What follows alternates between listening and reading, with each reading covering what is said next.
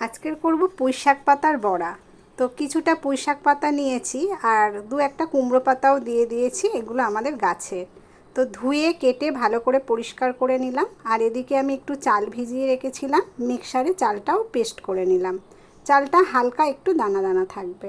তার মধ্যে 2-3 চামচ বেসন দিয়ে দিলাম, দুটো কাঁচা লঙ্কা কুচি দিয়ে দিলাম, একটু হলুদ, স্বাদ মতো নুন আর অল্প একটু চিনি দিয়ে দিলাম। চিনিটা আপনাদের স্বাদ মতন দেবেন।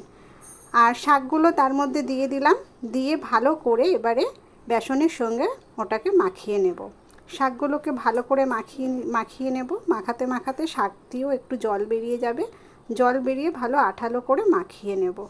আর এদিকে আমি একটু কালো জিরে দিতে ভুলে গেছিলাম, তাই পরে একটু কালো জিরেও দিয়ে দিলাম, দিয়ে আবারও একটু ভালো করে মাখিয়ে নিলাম। নিয়ে এদিকে কড়াইতে তেল বসিয়ে দিলাম, তেলটা গরম হয়ে গেল। আজ আমি এটা সর্ষের তেলে ভাজবো। তো খানিকটা তেল দিয়ে তেলটা যখন গরম হয়ে যাবে তখন শাকের বাটারটা এর মধ্যে বড়ার মতো করে দিয়ে দিলাম। কড়া ভর্তি করে বড়ার মতো করে দিয়ে দিলাম, যতটা দেওয়া সম্ভব। আমি যতটা করেছিলাম আমার একবারই হয়ে যাবে, তাই একবারেই আমি সবটা দিয়ে দিলাম। দিয়ে কিছুক্ষণ ভাজা হয়ে যাওয়ার পরে আমি একটু উল্টে দিলাম।